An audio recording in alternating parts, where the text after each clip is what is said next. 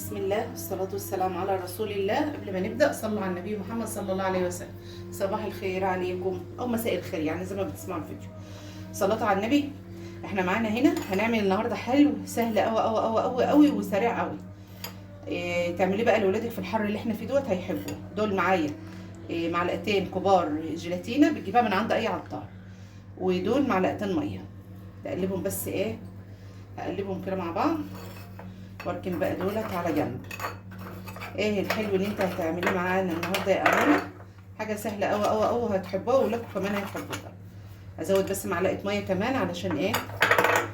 عشان الميه ديت قليله.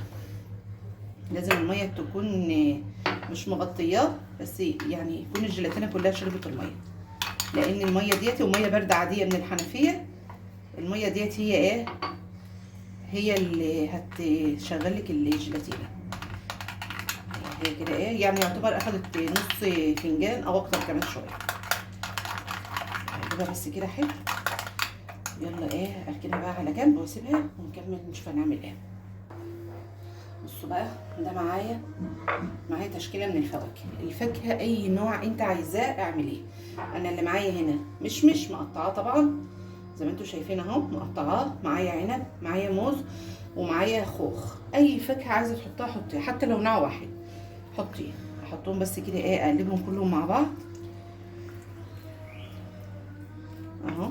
تقليبه حلوه بس كده، بس بالراحه وانت بتقلبي عشان ايه ما تفعصيش الحاجه. ده كده الفاكهه اللي معانا. نكمل بقى ايه. هاخد دلوقتي الجيلاتين هدخلها الميكروويف على دقيقه بس تفك، واللي ما عندوش ميكروويف على حمام ميه زي ما بنسيح الشوكولاته كده، هتحطها على حمام ميه تفك. انا ادخلها بس الميكروويف على 30 ثانيه وارجع لكم تاني على طول. معايا هنا ده لتر عصير برتقان يعني.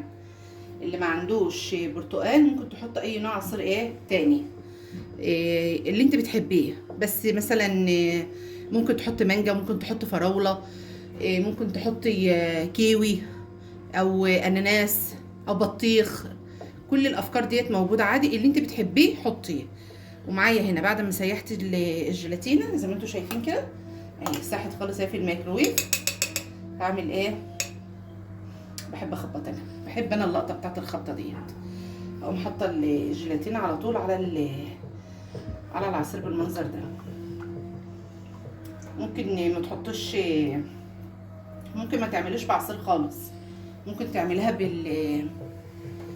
بالجيلي. بالجيلي هتعمليه بنفس الطريقه ديتي، وهتحطها على ايه؟ على الفاكهه. بصوا بقى انا هوريكم هنعمل ايه. بصوا بقى دي معايا اطباق ايه، اي نوع اطباق عندك، كاسات، اي حاجه. ابدا بقى ايه احط في قلبها الفاكهه كده، هوزعها فيهم ايه فيها كلها. بعد بقى ما وزعت الفاكهه فيها كلها، ابدا بقى ايه اصب عليها عصير البرتقال بالمنظر ده. حاولوا تغطي الفاكهه ايه بالعصير، علشان الفاكهه الموز بطبيعته بيسود، والمشمش والخوخ. فانت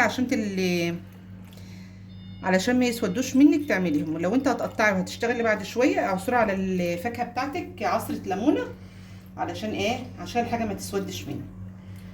زي ما انتوا شفتوا بقى كده وزعت العصير في كله. طبعا لسه هظبط الفاكهه اللي طالعه دي، هغطسها في ايه.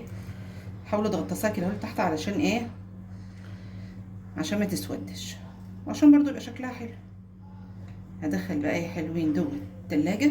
هسيبه بقى لغايه لما يجمد بقى، كل واحد وعلى حسب تلاجته. تمام. ادخله بس التلاجة يجمد وهوريه لكم بعد ما يخلص. كده بعد ما جمدت وطلعت من التلاجة، شايفين بترقص ازاي؟ ما شاء الله جمدت اهي. تسيبها كده بقت شبه ايه؟ بقت شبه الجيلي. طبعا زي ما قلت لكم في الاول ممكن تستغنى عن عصير البرتقال وتعملي مكانه ايه جيلي على طول. هيديكي برضو النتيجه ديتي، وحلو سهل وسقعان وجميل، وهينعش ولادنا وهيعجبهم وهيفرحوا بيه. ايه رايكم بقى كده بعد ما انا خلصته بقى بالمنظر ده؟ طبعا لسه في كميه تانية اللي انا عاملاها معاكم بس سايباها بقى في التلاجة.